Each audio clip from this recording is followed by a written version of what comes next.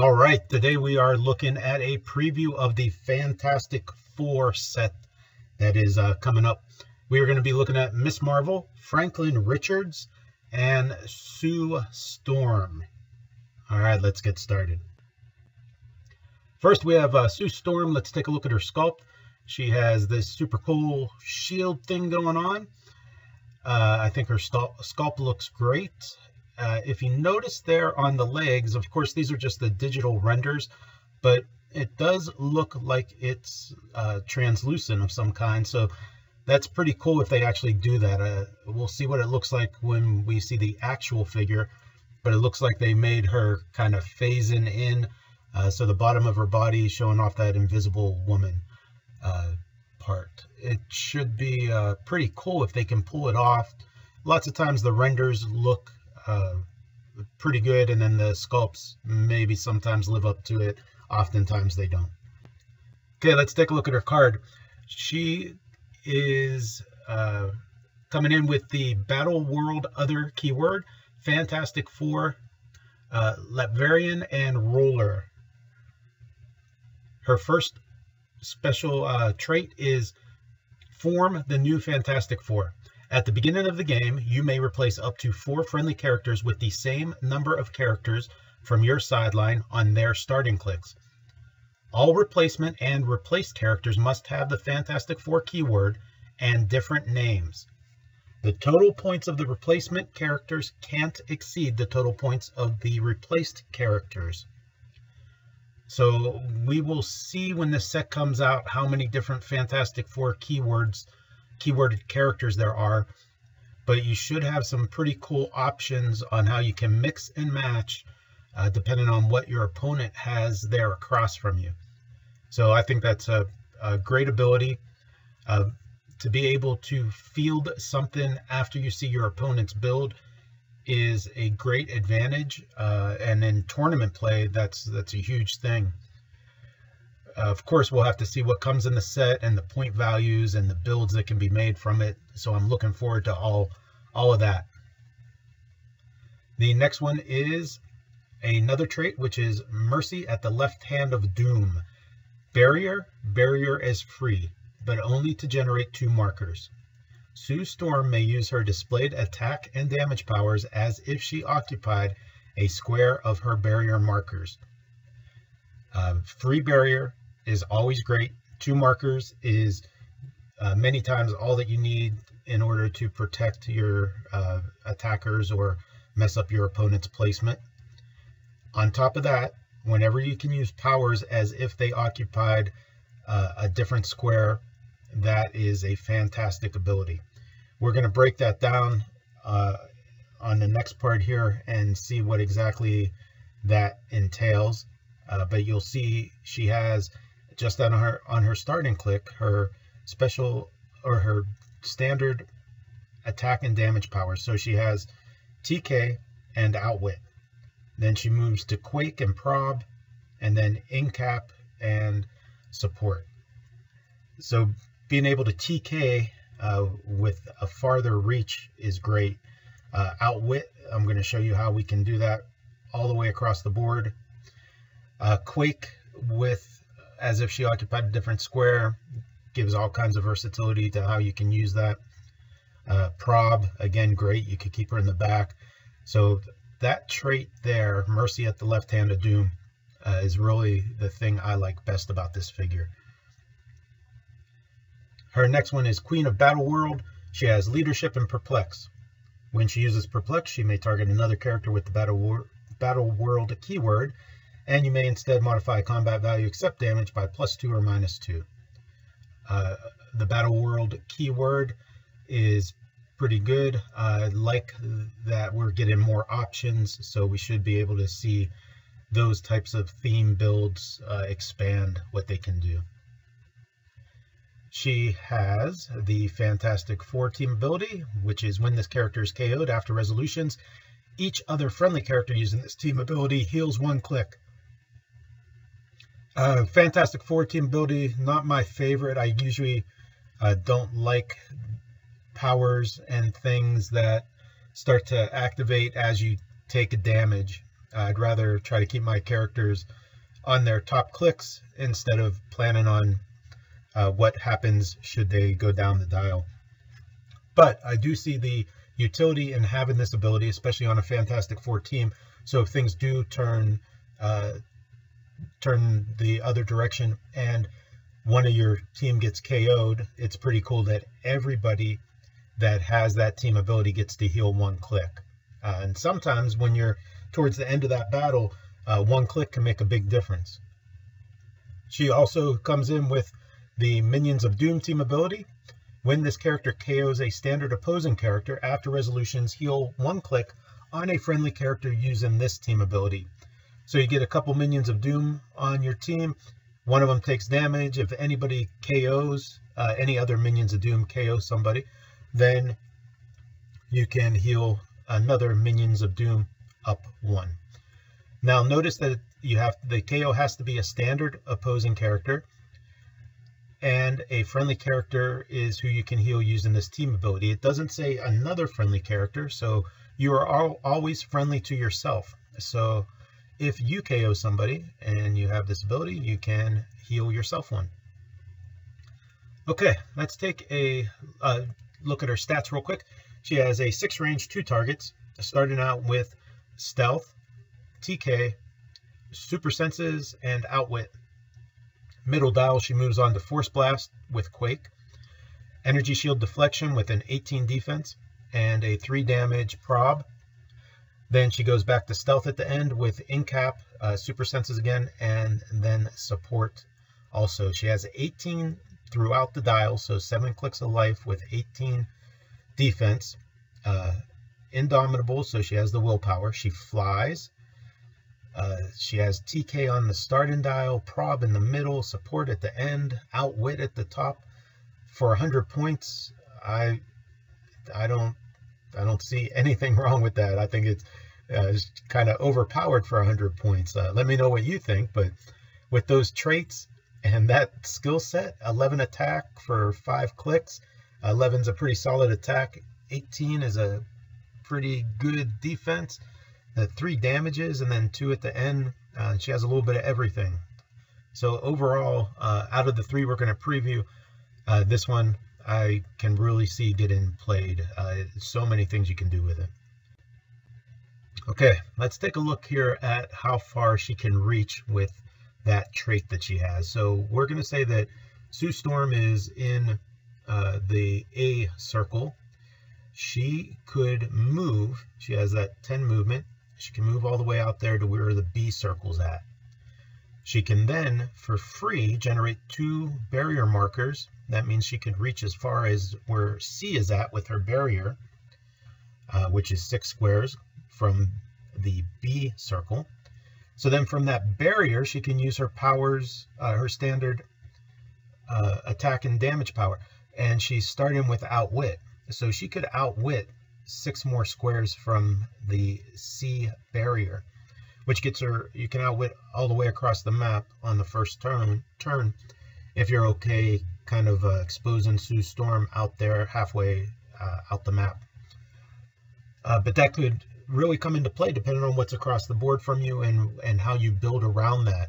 So being able to outwit across the map is darn good. Let's take a look at how that reach can be used if your opponent plays a special object. In a lot of the competitive events that I play in, people play objects.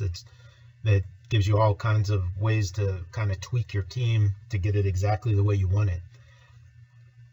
In tournament play, any points you can score are important because in theory you could score just a few points and that could be the whole match. Sometimes some tournament plays are a little bit slow. By the time you finish, you've only gotten a few turns in. So any points you can get right away are great. And not only could it help you win, it can completely mess up your opponent's strategy if you take away that object that they want to use in their attacks on you. So we're going to say if you team up Sue Storm with another character that can TK, that's what we're going to look at in this example. So we have Sue Storm in Circle A. We have her teammate X that can use TK, and we have the opponent's object there 5 squares outside of their starting area to start. Okay, if we win map, we could do this right off the bat because first turn immunity doesn't apply to those objects. So we could TK Sue Storm out there. She would now be in the B circle. From there, she can throw out her barrier for free. So that would be her free barrier. She's been TK'd, so she hasn't taken any actual actions yet, just the free action, no costed actions. Then she can use her TK as if she occupied the C circle, which means she could reach that far with TK. That's more than what she needs to get to that object. She could TK the object and then use it in an attack. If there's no targets, the attack resolves and the object gets KO'd. If the attack happens, then the object gets KO'd whether it hits or not. So that's a strategy you can use to score some points right off the bat or take your opponent's object away.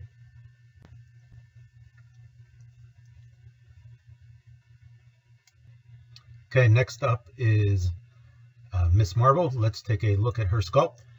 She has some gigantic hands, which is okay, and a flowing scarf. Seeing the render, I wonder what that's going to look like in real life. I could see maybe being kind of flimsy. Those arms look small to support the sculpted big hands. But we'll see. Overall, pretty cool sculpt, like the uniform. Let's take a look at her card. She has Agents of Atlas as her keyword, Avengers, which has a ton of options, Champions, Inhumans, and Celebrity. Inhumans has some pretty good builds you can do with it too. She is set number 50. She comes in with her first trait, which gives her shape change, and also free, choose one to last until your next turn.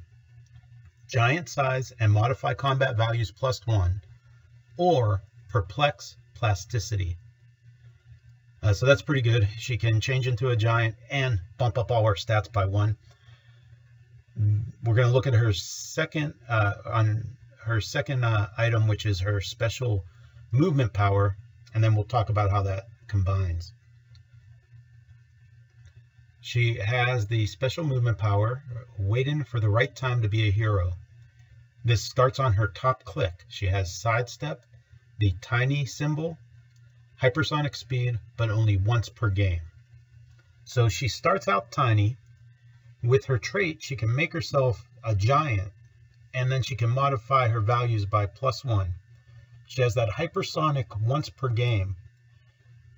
So on her dial, she's starting out with a 3 range single target, 10 movement with the special, the 10 attack, 18 defense, 3 damage, and she has invincible there on the defense.